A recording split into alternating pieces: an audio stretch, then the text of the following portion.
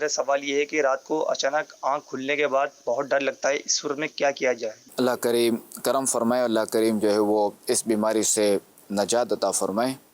اس کے لیے یہ ہے کہ جب بھی کبھی اس طرح ہو نا، آنکھ اگر کھل جائے اور وہ ڈر وغیرہ لگے تو یا رؤوف ہو یا رؤوف ہو یہ پڑھتے رہنا چاہیے، انشاءاللہ الکریم خوف دور ہو جائے گا۔ ویسے سب آپ کو کبھی بچپن میں آپ کی امی جان نے یا امیر سنت نے کسی چیز سے ڈرایا؟ جیسے بچوں کیوں بعض اوقات ان کی مائیں جو ہے وہ ڈراتی ہیں، ابھی بلی آ جائے گی، ابھی بہو آ جائے گا، ابھی یہ آ جائے گا، ابھی کتا آ جائے گا، ابھی یہ آ جائے گا، کیٹو آ جائے گی، یا بعض اوقات مائیں کہ ابھی تمہارے ابو آ جائیں گے، یہ بھی جو ہے وہ ہوتا ہے۔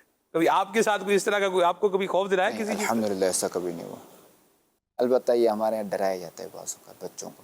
اچھا اب یہ دیکھیں نا کہ یہیں سے جو ہے نا بچے کو بزدل بنانے کی جو نا یہ تربیت ہو رہی ہے کہ بچہ بزدل بنے، تو ایسا بچہ پھر جو ہے نا وہ ترقی نہیں کرے گا۔ ظاہر ہے کہ ایک عرصے تو اس میں خوف اس میں بیٹھا رہے گا اس دل میں، کبھی بھی سلانے کے لیے اس طرح نہیں کرنا چاہیے۔ اور یہ جھوٹ بھی ہے، آ جائے گا جھوٹ ہے، جھوٹ سے بھی بچانا ہے اپنے آپ کو بھی اور اپنے بچوں کو بھی۔ تو یہ ظاہر ہے کہ بچوں کی تربیت کریں، بچوں کی حرکتوں پر صبر کریں، واہ، برداشت کریں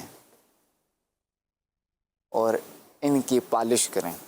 ایسا مشکل کام ہے سب، ایسے تو میرے سنت جیسا جگر وہ کسی کا آپ جیسا ہو، نگران شورا جیسا ہو، تو مطلب کیا بات ہے۔ ایسے بچے بعض کا دھوم دھام خرید رہے ہوتے ہیں، لیکن ماشاءاللہ کمال ضبط کی بہار ہے، سبحان اللہ، اللہ نصیب کرے، قابل رشک ہے۔ اپنے اندر برداشت پیدا کرے صحیح، اور بھی یہ تصور کرے کہ کس نے خود نے جو ہے اپنے ماں باپ کے ساتھ کیا سلوک کیا ہوگا بچپن میں، کہ میرے ماں باپ نے مجھے کیسے سنبھالا ہوگا، جس طرح انہوں نے مجھے سنبھالا تو میں ان کو سنبھالوں، کہ اثر تو آتا ہے نا ایسی بات بعض اوقات اولاد میں۔ درست فرمایا۔ اور ممکنہ تعدیب بھی بچے کی کرنی چاہیے، وہ تو دیکھیں، وہ جو تو اس کو سمجھانا ہے، جو بات بتانے کی ہے وہ بتانی بھی وہ تو پڑے گی۔ ذرا ایز پر کرنے تعدیباً جو بھی ہے وہ تو کرنا پڑے گا، صحیح، کہ یعنی اس کی تربیت پوری کرنی ہے، مرحبا، جو جو اختیار کرنا پڑے مگر شریعت کی حد میں رہتے ہوئے، مدینہ مدینہ، شرعی حد پار نہ ہو۔ ماشاءاللہ۔ اور پتہ چل رک کے تھپڑ مار دیا چہرے پر، اس کی جائز نہیں ہے، توبہ سر پہ کرے۔ اگر مارتے ہیں خدا نہ خواستہ یہ کر دو توبہ کرے کہ رکھ کے تھپڑ مارنا چہرے پر یا سر پر، جانور کے بھی اجازت نہیں ہے، کہ جانور کو بھی اس طرح نہیں مار سکتے۔